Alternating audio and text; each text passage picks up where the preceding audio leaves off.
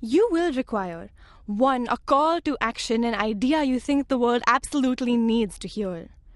2. Feelings. Let your emotion flow and capture it in a vial. Keep this essence of passion in an easily accessible place for future use.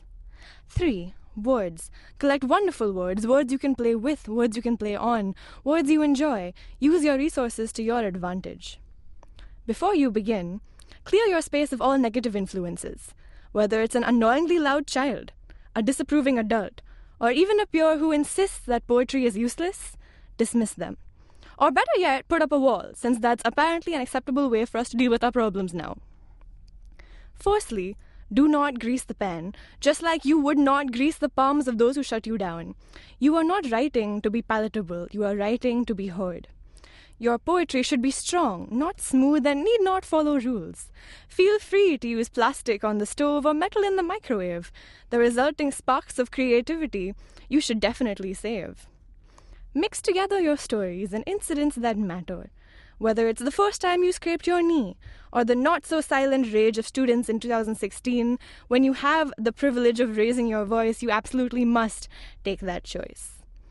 Store in a healthy amount of vivid comparisons. No matter how many times you hear the words, "Yes, poets, we get it. Things are like other things."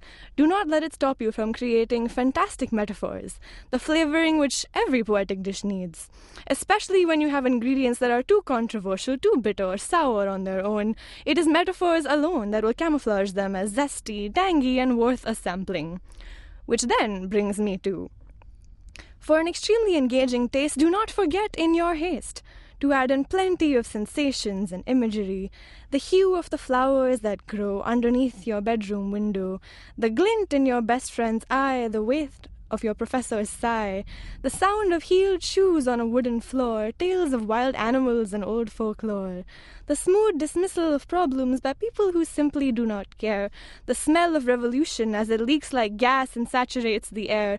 This would be an appropriate time now to add in the essence of passion. And no, I do not mean like 2 drops of vanilla, but I mean you should pour and keep pouring until every vegetable, every word is soaked in your ecstasy, drips with your anguish, glistens with your anger, and sizzles with the smoke of the words you have waited so long to say.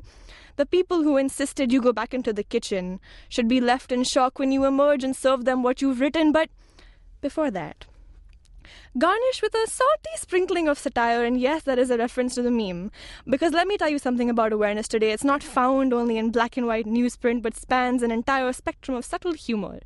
When the papers focus on all the wrong things, and students around the world hesitate before speaking up, in fear of the looming upper hands that threaten to silence them, every time they try to rise and protest. The internet will be our serving tray horse, satire, our solid, shining cutlery armor, and powerfully penned poetry, our food for thought, our chosen weapon of change. Lastly, once you have realized the sheer potential of your words, the raw power in your voice, and the hold you have over people who want to and need to listen to what you have to say, serve it to them straight off the stove. Hot, strong, and mind-blowing.